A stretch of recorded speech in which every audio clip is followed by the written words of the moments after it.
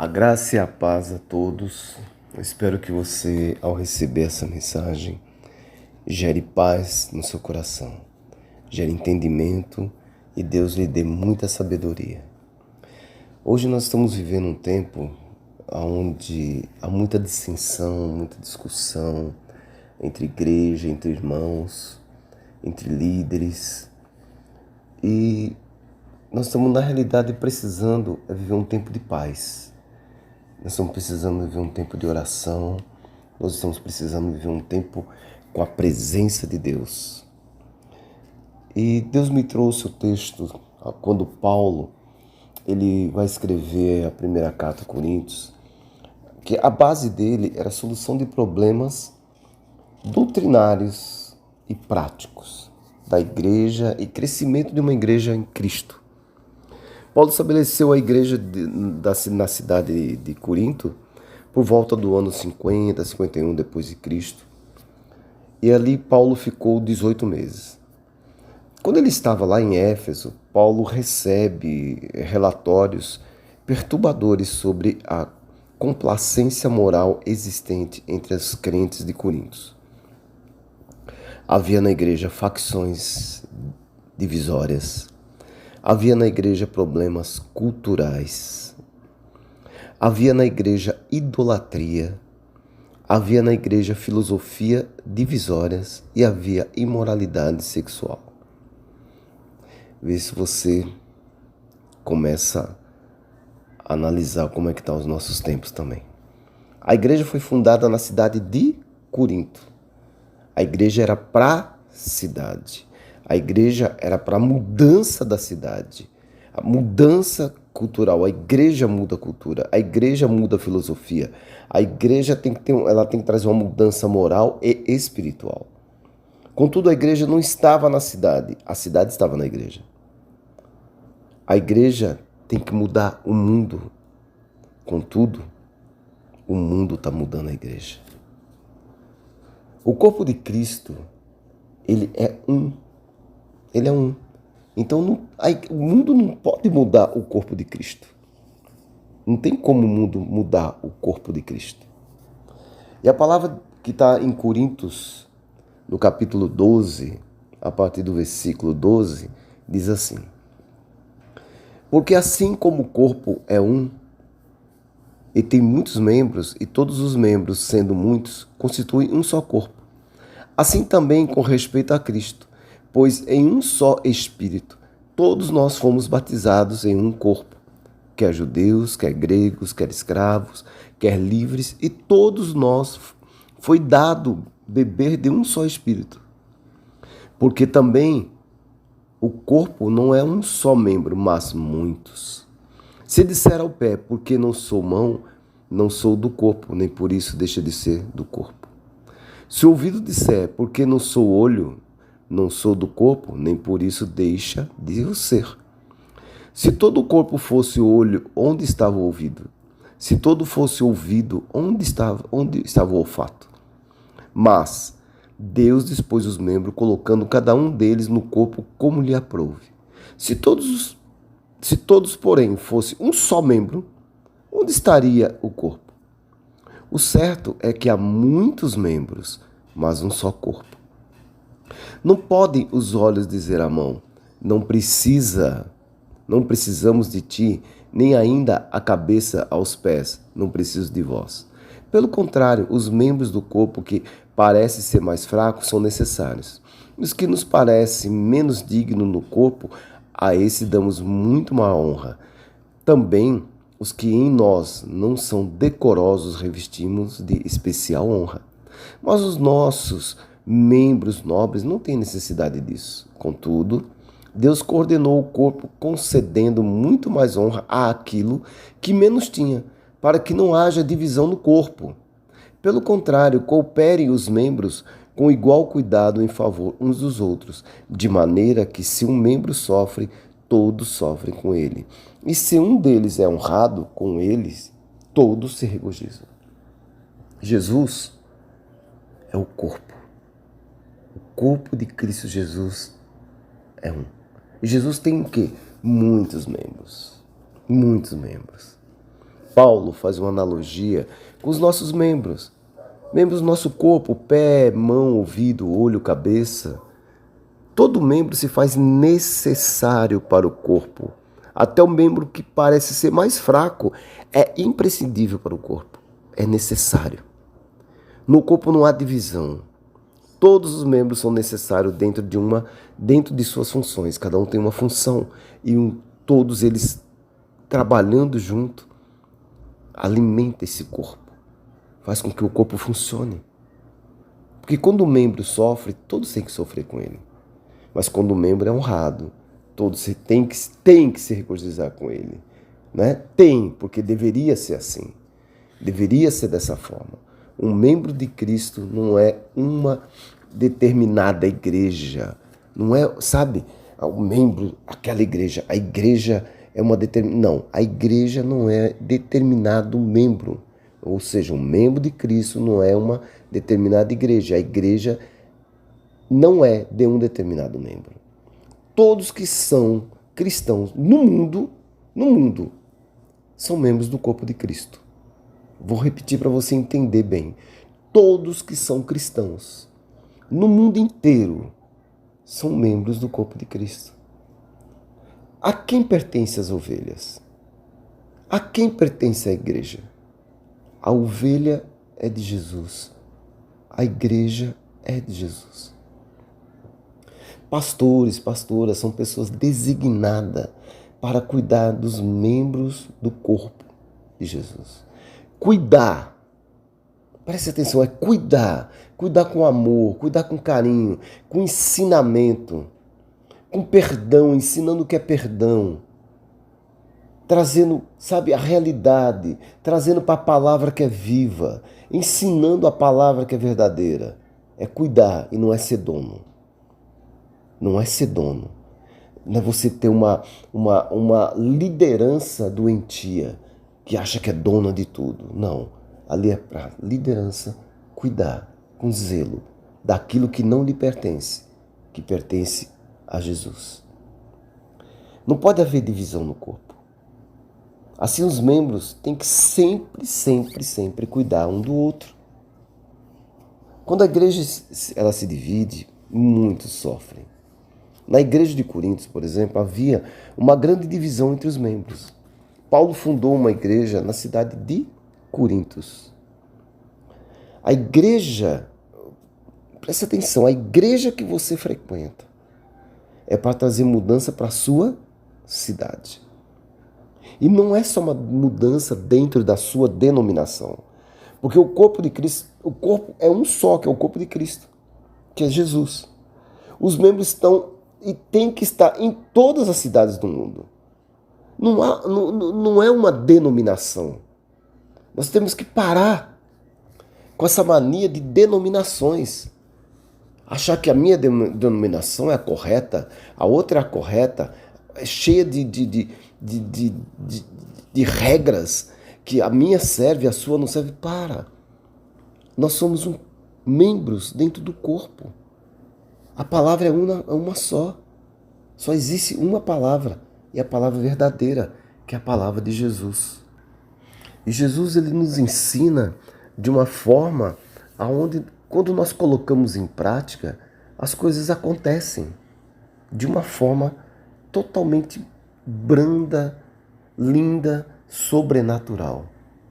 Olha que diz em Atos 1:8, a palavra diz assim, Jesus fala assim: mas recebereis poder ao descer sobre vós o Espírito Santo, e sereis minha testemunha, tanto em Jerusalém, como em toda a Judéia e Samaria, até aos confins da terra.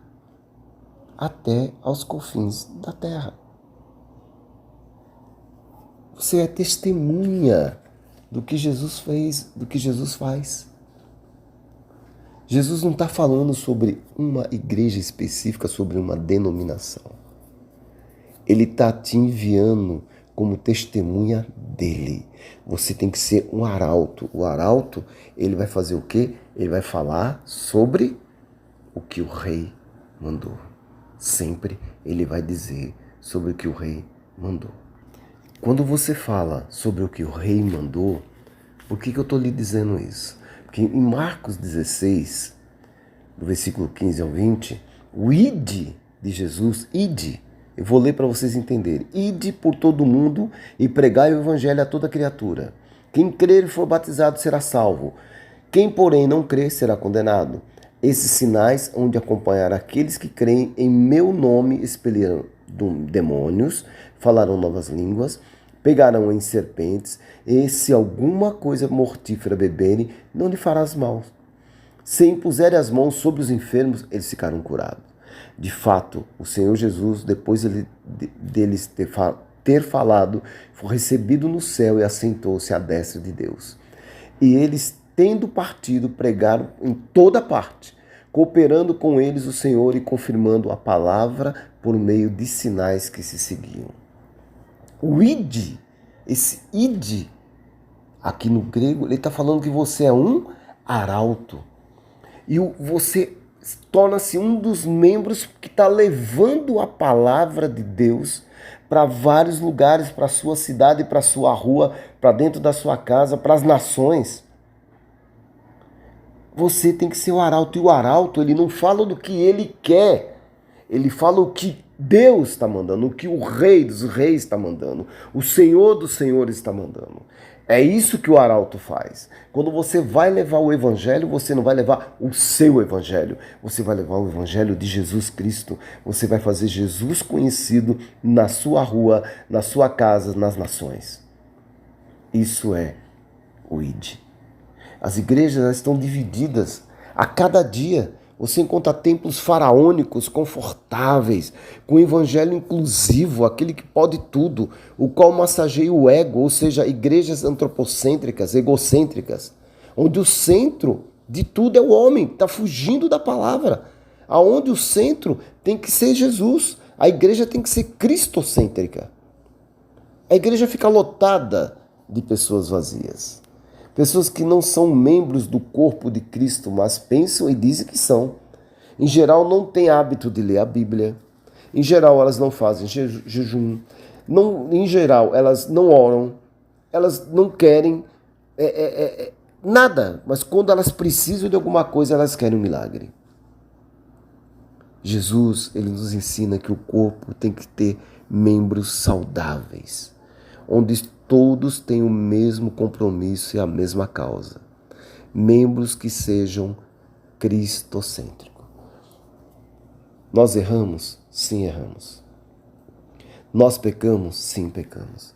Mas é comum? Não, não é. E quando você pecar, meu irmão, minha irmã, se arrependa. Fuja das coisas do mundo. Não deixe o mundo entrar na sua vida. Não deixe o mundo entrar na sua igreja. Não deixe. Você tem que ser forte, você tem que ser cristocêntrico na sua vida, nas suas palavras, nas suas ações, na sua empresa, na sua faculdade, aonde você estiver, você tem que ser uma testemunha de Cristo, você tem que fazer com que o ID se concretize, você tem que levar a palavra de Deus aonde você estiver. Quando eu comecei essa pregação, eu comecei falando sobre os membros, a igreja, o momento que nós estamos passando, um momento difícil, um momento complicado. Nós temos guerras em vários lugares, nós temos igrejas pregando um evangelho que não é verdadeiro, nós estamos enfrentando falsos profetas, falsos mestres, falsos pastores. E no evangelho de Mateus, escrito por Mateus, no capítulo 24, a palavra diz assim, a partir do versículo 6. E certamente ouvireis falar de guerras e rumores de guerras. Vede, não vos assusteis, porque é necessário assim acontecer, mas ainda não é o fim. Porquanto se levantará nação contra nação, reino contra reino, e haverá fome e terremoto em vários lugares. Porém, tudo isto é o princípio das dores. Então sereis atribulados e vos matarão, sereis odiados de todas as nações por causa do meu nome. Nesse tempo, muitos hão de se escandalizar, trair e odiar uns aos outros. Levantar-se-ão muitos falsos profetas e enganarão a muitos. E por se multiplicar a iniquidade, o amor se esfriará de quase todos. Aquele, porém, que perseverar até o fim, esse será salvo. Muitos estão esfriando. Muitos vão esfriar. Eu já vi muita gente falar, eu era da igreja, hoje eu não quero mais ir para a igreja, hoje eu não quero mais ler a Bíblia, eu não quero mais orar, eu não quero mais ter comunhão com Deus. Não é assim. Deus está mostrando aqui. Nós vamos estar de frente com falsos mestres, com falsos pastores, falsos apóstolos, falsos profetas. Isso está lotado por aí. E o Evangelho está falando para você, sabe o quê? Renuncie à sua vontade. Renuncie.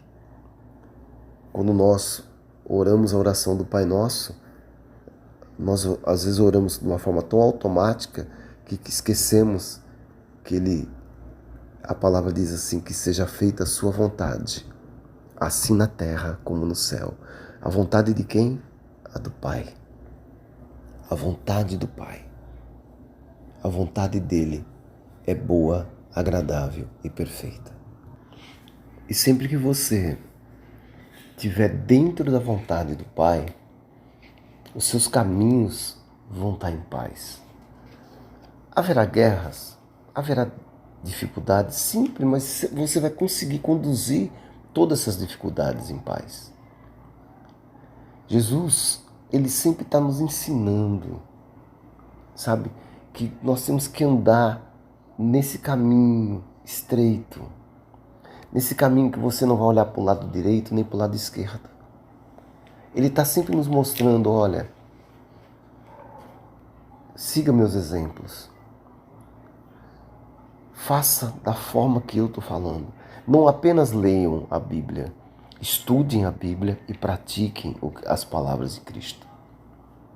Olha que Paulo nos conduz quando ele escreve a segunda carta a Timóteo, no capítulo 3, olha que ele fala.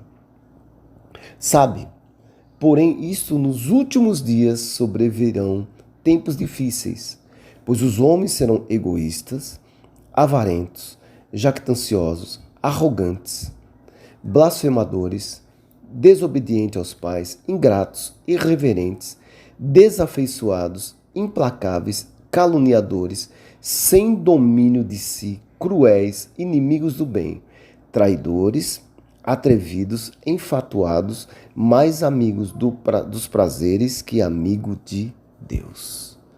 A palavra nos deixa muito claro, se você é amigo do mundo, você se torna inimigo de Deus.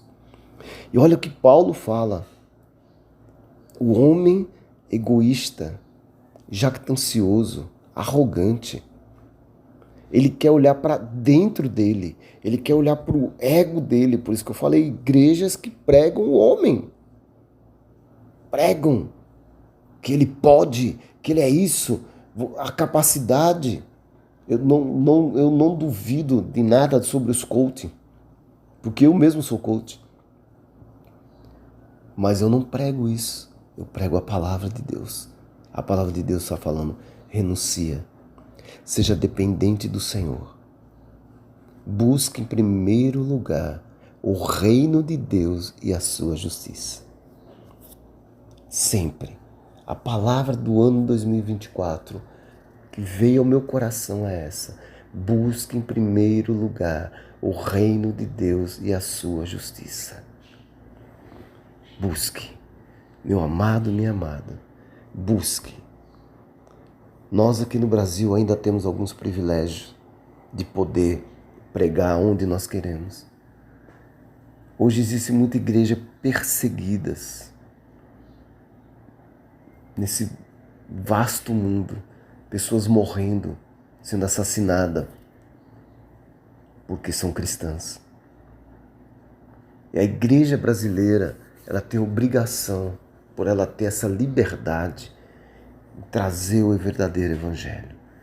As pessoas falam, queremos um avivamento. Como é que você quer um avivamento se você não está orando? Se você não está mudando dentro de você? Se arrependa agora de tudo que você fez até agora e tem uma mudança radical na sua vida. E tem uma verdadeira conversão na sua vida. Eu quero orar por você. Eu quero orar pelas essas igrejas que estão sendo perseguidas.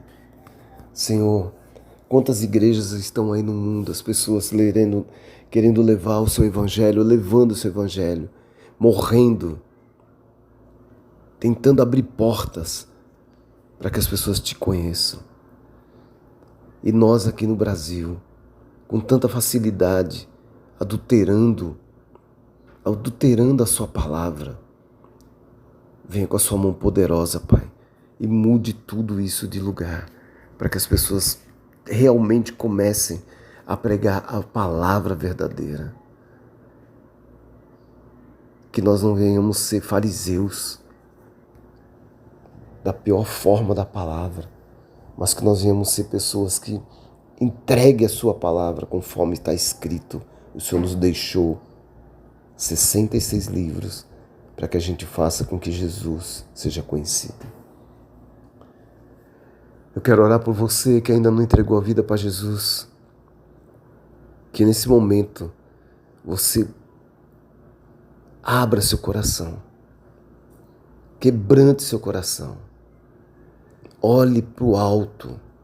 A sua origem é celestial. Tudo que tem aqui na terra vai passar, mas as palavras do Senhor ficam, porque Ele é eterno. E se você quer viver a eternidade com o Pai, com o Filho, com o Espírito Santo, então entregue a sua vida para que haja mudança verdadeira na sua vida aqui, que você comece a eternidade aqui, que você tenha uma mudança radical na sua vida, que você mude os seus costumes, sua filosofia, sua forma de ver, de entender, e que Deus abra a sua mente para você entender as palavras dele que estão na Bíblia, para que você seja uma nova criatura. Não olhe para as coisas desse século, não olhe para as coisas do mundo. Seja um novo homem, uma nova mulher, a partir de agora. Repete comigo assim: eu entrego minha vida a Ti, Jesus, que só o Senhor é o único suficiente Salvador, e perdoa os meus pecados. Mude a minha vida. Eu quero ser um novo homem, uma nova mulher. Eu te agradeço, Pai, por tudo que o Senhor tem feito. Que a sua glória esteja nesse país, que a sua glória esteja em toda a terra. Em nome de Jesus. Amém.